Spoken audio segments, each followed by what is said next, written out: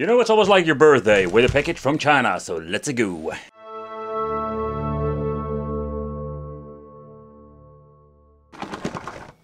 Hey guys, welcome back to the channel. It's awesome that you're tuning in. So in this video I want to take a close look at a very unique but a very expensive Famicom I picked up from AliExpress.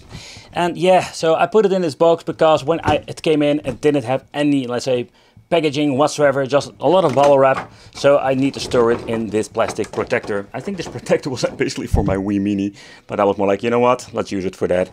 So in the inside it was a quite interesting system. Let's turn it upside down. There we go. Let's get all the stuff out.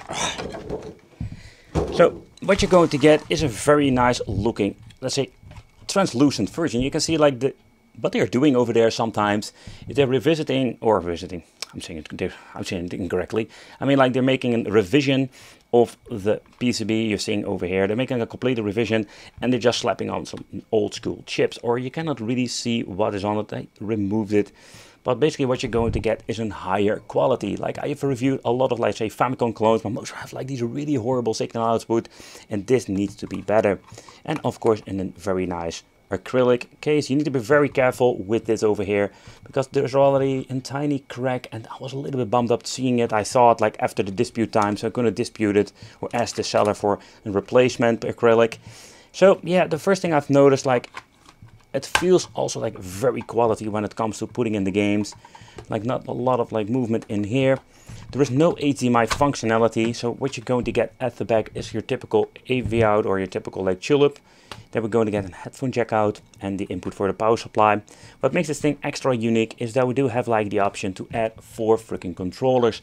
Something you don't see very often, or you need to use like a hub or something like that. And it also came with 4 controllers, the Famicom knockoffs. But the Famicom knockoff controllers, they are really good. Okay, so you do see like we have player 1 or player 2, but that's it. Like you only have player 1 and player 2 times. Because I think they didn't have like anything like that says player 3 or 4 would be cool, but nope, they didn't. So what you're going to get is your cheap knockoff controller. So there's a little bit of a bummer with this. Like you have this very high D-pad. It also feels very, like, say, uncomfortable. Select start. We go get, let's say, the buttons, like even like some different membrane quality underneath. But the quality control is absolutely garbage. You know, like what I don't understand with these products, that they making something pretty cool, but they don't deliver in the end. So let's see what we're going to get more on the pile of stuff. I do have like different cartridges that we maybe can test out. So here you can see what do we have more. The 5-on-1. 5-on-1, they made like 15 different versions of that one. And some homebrew games, Earthworm Jim 3. So, but there are a lot of cool things that we can test out. So let's hook it up and let's take a close look at it. Okay, so at the back what we're going to get for connections are input for the 9-volt power supply. We're going to get the video signal out, audio signal, but what I find quite interesting, that it also comes with a jack out. So in my opinion, it's quite a weird combination. So let's plug it in. Oh, by the way, I just realized he gave me a completely different cable. It's still tulip, but the colors are not correct. So let's plug it in and let's see what we're going to get. So the white is going to be in the white and the red we're just going to use it for yellow. So let's boot it up. The shame is that when I turn it on, sadly we couldn't boot it up with built-in games. So they are naughty today. So the next thing that we need to do is plug in a game and just see how it will work in the end. Okay, so the first thing is a little bit of a bummer is that this device is a pulse system.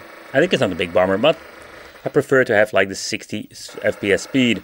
Another thing I'm noticing, like the image looks slightly better than I'm used to, like when it comes to these clone devices. So yeah, I think that is going to be something I really like about this. I'm also going to try it later on an LCD, just want to see how it looks on there.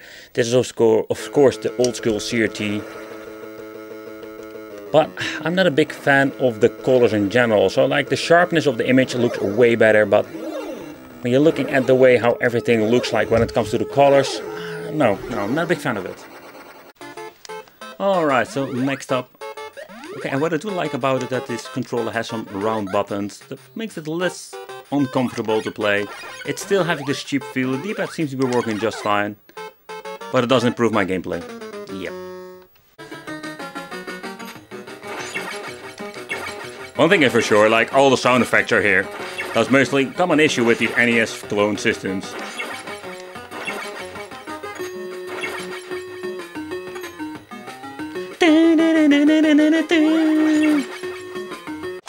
Alright, so next up, let's try the Double Dragon game.